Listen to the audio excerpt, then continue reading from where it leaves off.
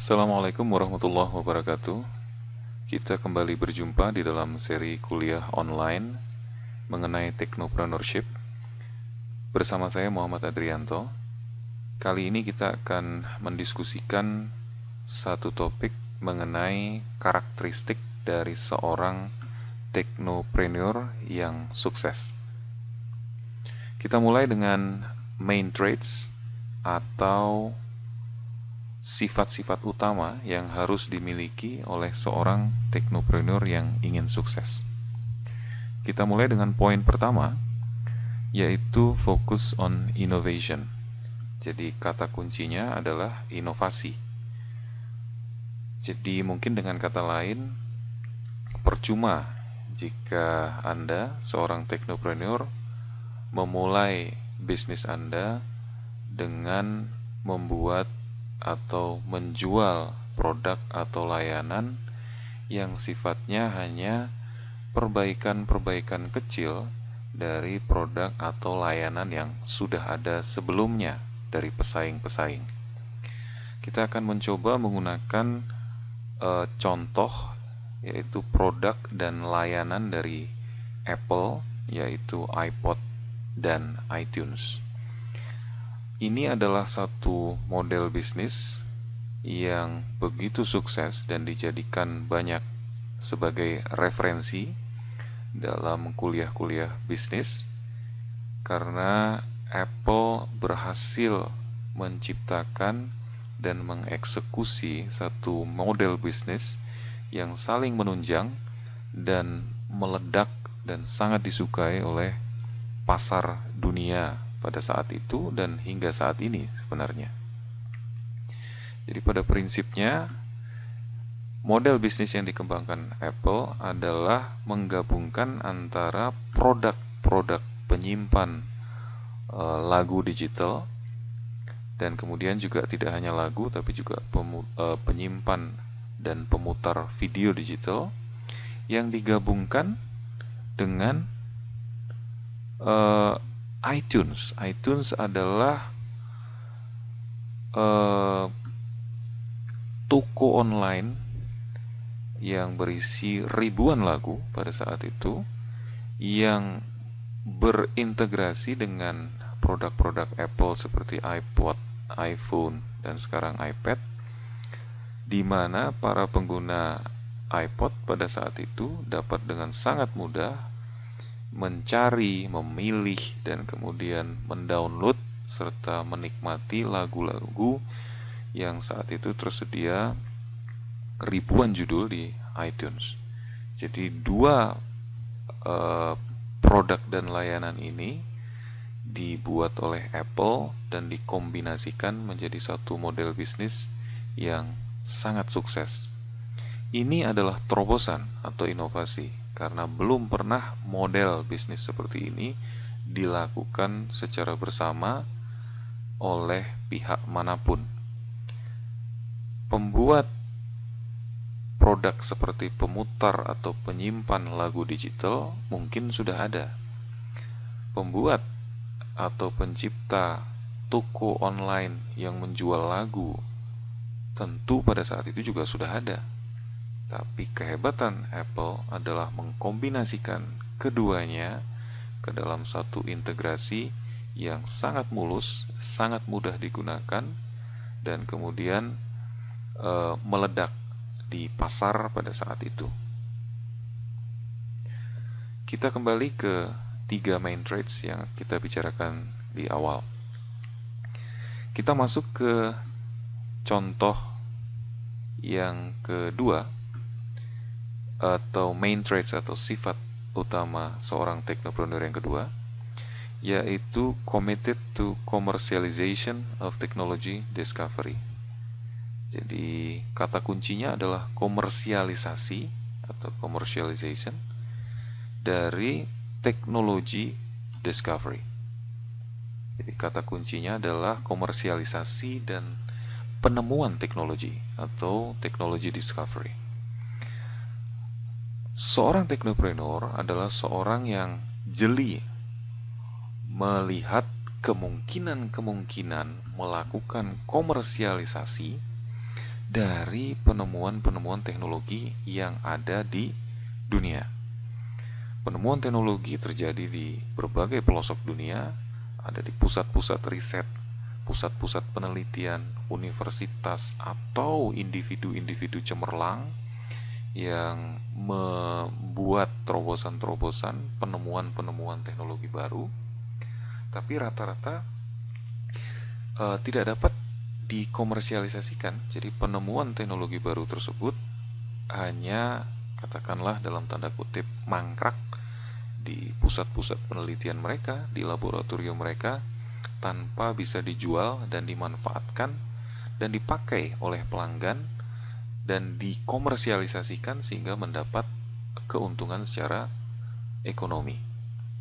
Jadi ini adalah sifat utama yang harus dimiliki oleh seorang teknopreneur, yaitu orang yang selalu mengikuti kemajuan teknologi, penemuan-penemuan terbaru dia bisa ngikutin, dia bisa tahu, kemudian otaknya jalan pada saat yang bersamaan, dia juga harus mampu jeli memikirkan kemungkinan-kemungkinan komersialisasinya. Di sini saya berikan satu contoh, yaitu health measurement, yaitu pengukuran kesehatan, parameter-parameter di tubuh kita yang berhubungan dengan kesehatan, seperti pengukuran detak jantung, pengukuran tekanan darah, pengukuran bahkan kadar gula seseorang itu bisa dilakukan secara mudah dengan alat yang semakin kecil, semakin akurat. Penemuan-penemuan yang didapat atau dilakukan oleh para peneliti ini tidak akan bisa masuk ke pasar digunakan oleh masyarakat jika tidak ada seorang teknopreneur. Maka muncullah Android Wear, itu satu sistem operasi, operating system, yang dibuat oleh Google memanfaatkan berbagai kemajuan teknologi untuk dipakai di dalam gadget-gadget kecil seperti smartwatch, kemudian smartphone, dan sebagainya, di mana menggabungkan, memanfaatkan dari teknologi-teknologi pengukur kesehatan seperti yang saya sebutkan tadi. Maka muncullah seperti Galaxy Gear, produk dari Samsung, atau Galaxy Fit, di mana kita bisa memakai satu smartwatch tertentu di tubuh kita, di pergelangan tangan pada saat bersamaan. Alat tersebut mengukur parameter-parameter kesehatan kita, dan kemudian dengan sistem operasi yang mendukung seperti Android Wear, para pengguna dapat memantau kesehatan mereka, bahkan dapat mencegah kemungkinan-kemungkinan terjadinya penyakit atau serangan-serangan penyakit tertentu karena dibantu oleh alat-alat yang dibuat oleh para teknopreneur ini. Ini adalah salah satu contoh di mana komersialisasi dilakukan terhadap teknologi discovery atau penemuan teknologi tadi. Ini adalah satu traits yang penting di mana seorang teknopreneur harus memilikinya. Yang ketiga adalah excellent communication and collaboration skills. Kata kuncinya adalah komunikasi dan collaboration. Ini penting dimiliki oleh seorang teknopreneur karena yang terjadi kalau kita lihat di poin 2 tadi, penemuan-penemuan teknologi itu terjadi di hampir di seluruh pelosok dunia. Keunggulan-keunggulan tertentu itu tersebar di seluruh dunia, di pelosok-pelosok dunia. Jadi kalau kita lihat, sekali lagi kita akan pakai contoh Apple kali ini, yaitu contohnya di iPhone. Jadi pada kondisi atau situasi iPhone, yang terjadi adalah core chips atau prosesor inti yang dipakai di dalam iPhone, dan kemudian desain dari iPhone itu dilakukan di negara asalnya, yaitu di USA. Tapi seorang teknopreneur seperti Steve Jobs tahu bahwa di Amerika Serikat tidak ada keunggulan untuk pembuatan layar dari suatu smartphone display screen.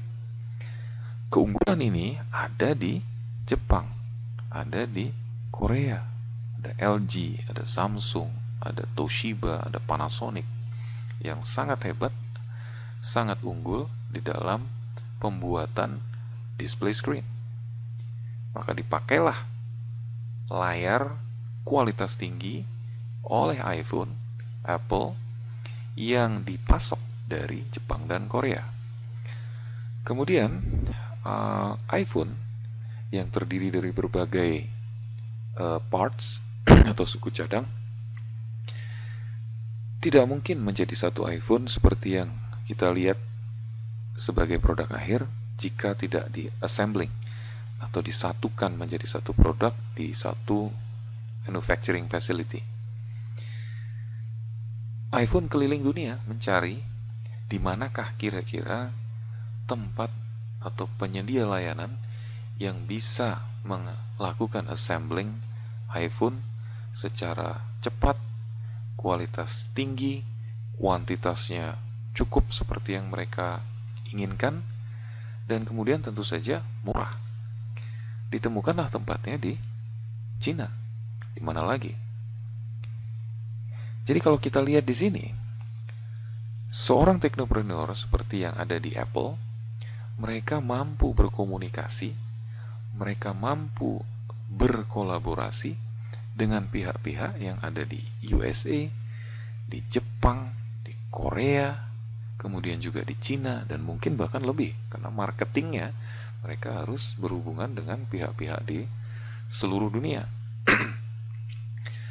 Di sini terlihat bagaimana jelinya Apple melihat kemungkinan-kemungkinan untuk mengintegrasikan berbagai keunggulan yang ada di seluruh dunia menjadi satu kesatuan yang bisa dijual dan mendapatkan keuntungan.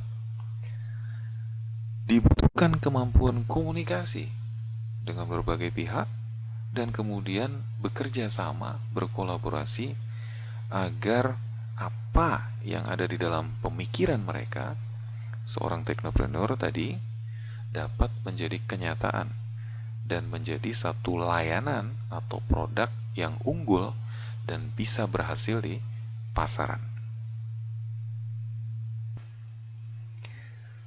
Menjadi seorang teknopreneur tentu bukan merupakan pekerjaan instan. Diperlukan kerja keras, diperlukan kesabaran, diperlukan ketekunan, dan juga Anda harus selalu mengikuti perkembangan teknologi, jeli melihat peluang-peluang untuk komersialisasi, mampu terus memperluas jaringan Anda, mengenal banyak orang, dan kemudian juga mampu mengkolaborasikan, mengintegrasikan berbagai keunggulan dari berbagai pihak untuk menjadi satu layanan atau produk yang betul-betul unggul dan dibutuhkan oleh masyarakat. Tentu kita ingin menjadi Sergey Brin atau Larry Page dari Google, menjadi Bill Gates dari Microsoft, atau juga menjadi Steve Jobs dari Apple. Semua kembali kepada Anda. Demikian apa yang bisa saya sampaikan. Semoga bermanfaat bagi kita semua. Assalamualaikum warahmatullahi wabarakatuh.